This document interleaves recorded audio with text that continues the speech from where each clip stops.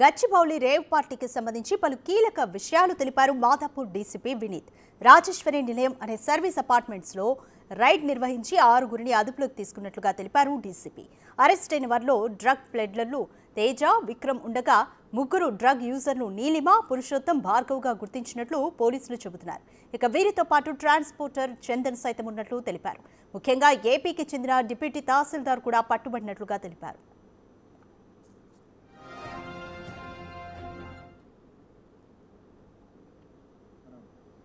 కొండాపూర్లో ఉన్న రాజేశ్వరి నిలయం సర్వీస్ అపార్ట్మెంట్లో రేడ్ చేశాము నిన్న నైట్. అప్పుడు 6 along with 20 grams of cocaine, 8 grams of ecstasy pills, 3 grams of MDMA seize చేయడం జరిగింది. దీంట్లో ఈ 6 కూడా రెగ్యులర్గా కన్జ్యూమర్సే ఉన్నారు. దీంట్లో రాహుల్ అనే అతను సప్లయర్.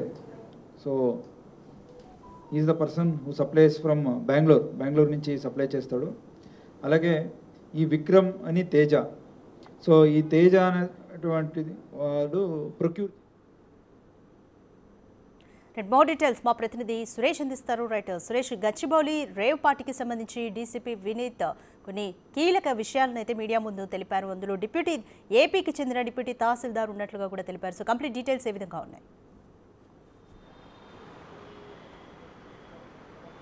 ఆదివారం అర్ధరాత్రి సమయంలో గచ్చిబౌలి సర్వీస్ అపార్ట్మెంట్లో డ్రగ్స్ పార్టీ నిర్వహిస్తున్నారనే సమాచారంతో ఈగల్ టీమ్, సైబరాబాద్ పోలీసులు జాయింట్ ఆపరేషన్ చేయడం జరిగింది. అక్కడ డ్రగ్స్తో రేవ్ పార్టీ నిర్వహిస్తున్నటువంటి 6గురిని కూడా అరెస్ట్ చేసి రిమాండ్కి తరలించారు. అందులో ఒక మహిళ, నీలిమ అనే మహిళ కూడా ఉంది. ఆమె సాఫ్ట్వేర్ ఇంజనీర్గా పనిచేస్తూ డ్రగ్స్ పార్టీలు నిర్వహిస్తున్నట్టు కూడా పోలీసులు గుర్తించడం జరిగింది. అయితే మొత్తం 6గురిని అరెస్ట్ చేసి రిమాండ్కి తరలించారు.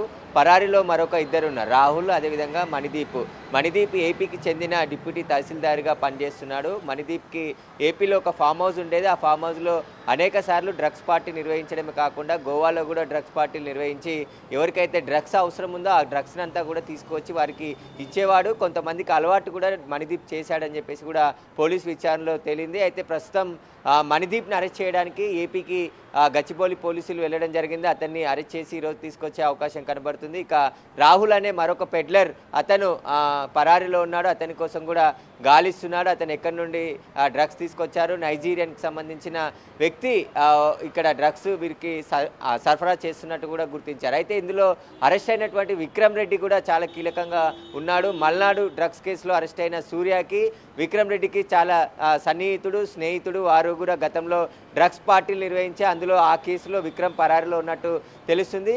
ఒకవైపు కేసు నమోదు చేసి అరెస్ట్ చేసి కొంతమంది 10 మంది వరకు కూడా మల్నాడు కేసులో రిమాండ్కి తరలించిన తరుణంలో మళ్ళీ గచ్చిబౌలి పోలీస్ స్టేషన్ పరిధిలో ఉన్నటువంటి సర్వీస్ అపార్ట్మెంట్లో ఒక రూమ్ని అద్దెకు తీసుకొని అక్కడ మళ్ళీ డ్రగ్స్ పార్టీతో పాటు రేవ్ పార్టీ నిర్వహించినట్టు పోలీసులు గుర్తించడం జరిగింది. అక్కడ రైడ్ చేసి వీరిని 6గురిని కూడా అరెస్ట్ చేయడం జరిగింది. నీలిమ కూడా అనేక సార్లు గోవాలో డ్రగ్స్ పార్టీలు ఏర్పాటు చేసి అక్కడ నుంచి హైదరాబాద్కి కూడా వచ్చి డ్రగ్స్ పార్టీలు ఏర్పాటు చేస్తున్నట్టుగా తెలుస్తుంది.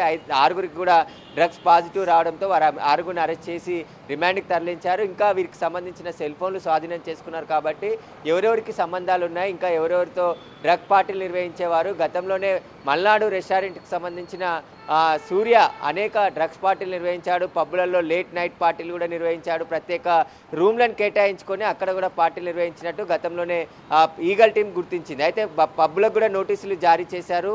పూర్తి ఎవిడెన్స్ వచ్చిన తర్వాత వారిని కూడా అరెస్ట్ చేస్తామని చెప్పేసి కూడా ఒకవైపు ఈగల్ టీం చెప్తుంది. కానీ ఒకవైపు కేసు దర్యాప్తు జరుగుతున్న సందర్భంలోనే పరారీలో ఉన్న విక్రమ్, మరికొంతమంది కూడా ఈ డ్రగ్ పార్టీలో దొరకడంతో పోలీసులు చాలా సీరియస్గా ఈ కేసును తీసుకోవడం జరిగింది.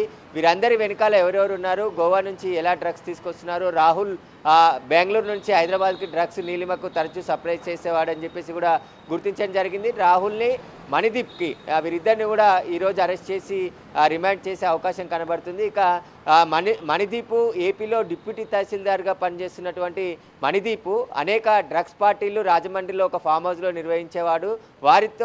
మణిదీప్కి వీరితో సత్సంబంధాలు ఉన్నాయని చెప్పేసి కూడా పోలీసులు గుర్తించడం జరిగింది. అనేక పార్టీలలో మణిదీప్ కూడా చాలా కీలకంగా వివరించారు. కానీ మొన్న జరిగిన ఈ గచ్చిబౌలికి సంబంధించిన బర్త్డే పార్టీకి ఆయన రాలేదు. కానీ డ్రగ్స్కి ఈ నీలిమకి, విక్రమ్కి వీరందరికీ కూడా మణిదీపే డ్రగ్స్ సప్లై చేసేవాడు, డ్రగ్స్ అలవాటు చేశాడని చెప్పేసి కూడా పోలీసులు గుర్తించారు. ఇక మణిదీప్ దీనిపై స్పందిస్తూ నాకు ఎలాంటి సంబంధం లేదు, నేను ఇప్పుడు ప్రస్తుతం డ్యూటీ చేస్తున్నానని చెప్తున్నారు. కానీ పోలీసులు నిన్న ఆయనను అరెస్ట్ చేయడానికి ఏపీకి వెళ్ళడం జరిగింది.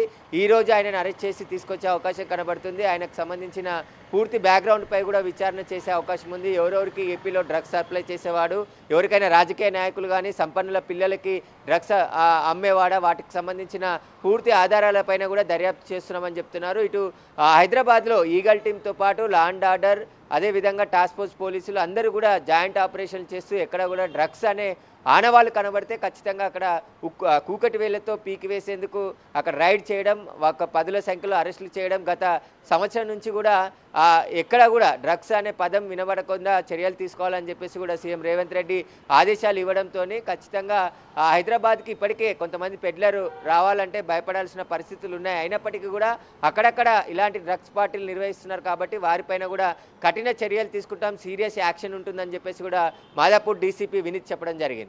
రైట్ సురేష్, బ్లూటోథియాన్ ఇంజెక్షన్ మాటున ఈ డ్రగ్స్ని తీసుకొచ్చారు అంటూ కూడా డీసీపీ వినీత్ అయితే తెలిపారు. సో ఈ ఒక్కసారికి ఇలా ఈ ఇంజెక్షన్ మాటను తీసుకొచ్చారా, లేకపోతే ఎవ్రీ టైం ఏ విధంగా డ్రగ్స్ సప్లై చేసేవారని వినీత్ చెప్తున్నారు. అంటే హైదరాబాద్కి బెంగళూరు, గోవా నుండి వచ్చే ట్రావెల్స్ బస్సులు కావచ్చు, అక్కడ నుండి వచ్చే అనుమానాస్పద వ్యక్తులు కావచ్చు, వారందరినీ కూడా చెకింగ్ చేస్తూ ఉన్నారు. ఎక్కడ కూడా డ్రగ్స్ హైదరాబాద్ రాకుండా కట్టడి చేస్తున్నారు. అయితే డ్రగ్స్ సప్లై చేసేవారు కూడా కొత్త మార్గాలు వెతుకుతున్నారు. ఎందుకంటే ఆ డ్రగ్స్లో ఆ ఇంజెక్షన్ మందు ఉండాల్సింది, దాంట్లో డ్రగ్స్ నింపుకొని బయటికి అది ఇంజెక్షన్ లాగే కనబడే విధంగా దాన్ని సరఫరా చేస్తున్నట్టు కూడా ఇక్కడ పోలీసులు గుర్తించడం జరిగింది. ఎవరికి అనుమానం రాకుండా ఎవరైనా పట్టుకున్న సమయంలో కూడా అది ఇంజెక్షన్ పేరుతో ఉంది కాబట్టి ఏదైనా అనారోగ్య సమస్యలు ఉన్నప్పుడు వారికి వాడే ఇంజెక్షన్ అనుకొని చెప్పేసి వదిలేసే విధంగా ప్లాన్ చేశారు. కానీ ఇక్కడ రైడ్ చేసి వీరికి టెస్ట్ చేసిన సందర్భంలో అది డ్రగ్స్ అని తేలడం, అది ఎలా తీసుకొచ్చారని ఇన్వెస్టిగేషన్లో తెలిస్తే ఒక ఇంజెక్షన్ మందు ఉండేటువంటి దాంట్లో ఈ డ్రగ్స్ని నింపుకొని తీసుకొని వచ్చారు, కొకైన్ అని చెప్పేసి కూడా పోలీసులు గుర్తించారు. దానిపైన కూడా విచారణ చేస్తున్నారు. అంటే పోలీసుల నిఘా ఎక్కువగా ఉండడంతో కొత్త మార్గాలు కూడా సప్లయర్స్, పెడ్లర్స్ వెతుకుతూ హైదరాబాద్కి డ్రగ్స్ తీసుకొచ్చే ప్రయత్నం చేస్తున్నారు. ఈ నిన్నటి ఘటనతోనే ఈ తరహాలో డ్రగ్స్ హైదరాబాద్కు వస్తున్నట్టు కూడా పోలీసులు కనిపెట్టారు. కాబట్టి ఏ విధంగా డ్రగ్స్ తీసుకొచ్చినా పోలీసుల దగ్గర ఉన్నటువంటి లేటెస్ట్ ఎక్విప్మెంట్ ద్వారా ప్రతి దాన్ని డ్రగ్స్, కొకైన్ కానీ గంజాయి కానీ ఏ మత్తు పదార్థాలైనా ఇట్టే కనిపెట్టచ్చు అని చెప్పేసి కూడా పోలీసులు చెప్తున్నారు. ఖచ్చితంగా డ్రగ్స్ వాడేవారు ఎవరైనా ఉంటే వాళ్ళ కుటుంబ సభ్యులే స్వయంగా పోలీసులకు సమాచారం ఇస్తే వారిని డీ అడిక్షన్ సెంటర్లో చేర్పించి వారిని బయటపడించే ప్రయత్నం చేస్తాం. కానీ ఎవరైనా సప్లై చేస్తే మాత్రం వారిపైన కఠిన చర్యలు ఉంటాయి, వారిని అరెస్ట్ చేసి రిమాండ్కి తరలిస్తారు. ఖచ్చితంగా వారిపైన కఠినమైన చర్యలు కూడా తీసుకుంటామని చెప్పేసి కూడా పోలీసులు చెప్తున్నారు. Thank you Suresh.